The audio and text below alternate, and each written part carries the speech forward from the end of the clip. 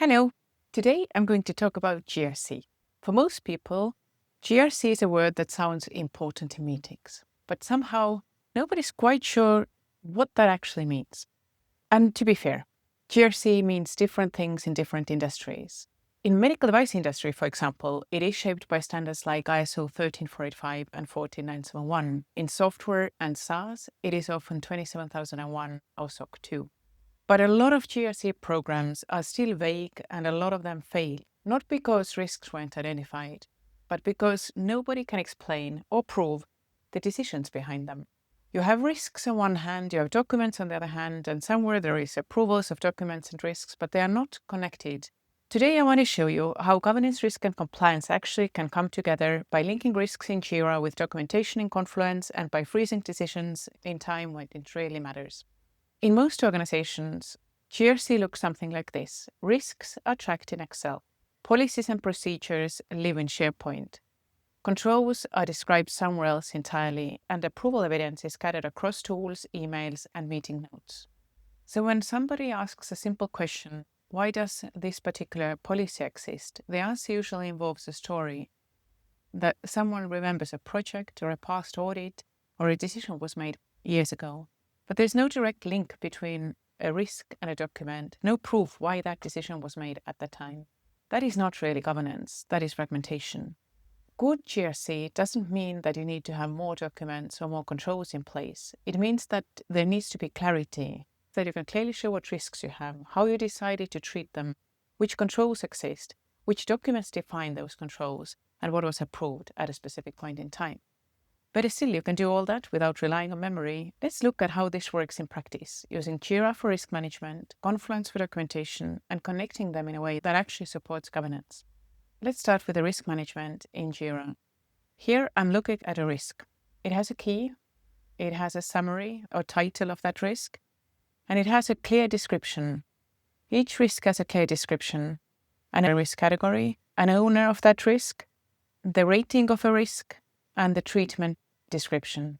The treatment description is a mitigation action assigned to real people with real due dates. On the surface, this already looks like a solid setup, but here's the critical part. A risk without documented decision is just an opinion. Saying that a risk is accepted or reduced isn't enough. You need to show how that decision was made. And that is why risks should be linked to a treatment procedure or documents in Confluence that explain how risks are evaluated, treatment options are chosen, and how controls are defined. This risk doesn't just say what we decided, it shows why we decided that. And in here we have that treatment procedure as well. Let's switch to Confluence, and here's that document that defines how to treat risks and document controls. It has a clear owner, a version history, an approval record. Most importantly, it exists for a reason. This document exists because this risk exists. This document links back to the risk in Jira, the risk links to the control, and the control links back to the document. This is where governance, risk, and compliance stop being abstract concepts and start reinforcing each other. Governance defines rules, risk drives the decision, compliance is the evidence, and the evidence lives in the documentation. This is also where audits change completely. When an auditor asks where risk management policy is, who owns it, when it was approved, and which risks it applies to, there's no need for explanation. You click into the risk, you open the linked document, you show the approval history, and you have the entire thing. No storytelling, no interpretation, just traceability.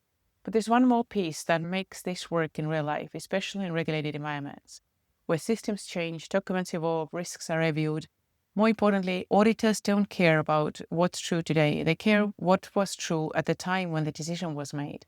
And this is where the SoftComply static snapshots come into play. When a document is updated or a risk review is completed, the snapshot captures the exact state of that document at that moment.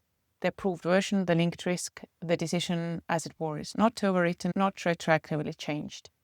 Static snapshots turn living systems into auditable history. They allow teams to improve their processes without losing evidence of past decisions. Changes become intentional, not accidental. When you step back and look at the whole picture, this is what a living GRC actually looks like. Risks drive decisions, decisions drive documentation, documentation drives action, and every step is connected. Remember, if someone opens a risk in Jira and all they see is a score and a status, that is not a decision, that's a placeholder. If someone opens a document in Confluence and it is not clearly governing anything, it's not governance, it's just content. So the real question is, are your risks connected to real decisions or just status updates? And just as importantly, are your Confluence documents governing anything or just existing?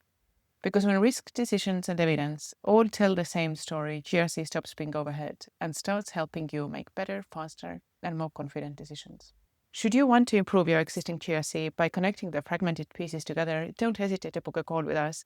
We'll show you how you can do it. Thank you for watching, and good luck with your GRC. Bye-bye.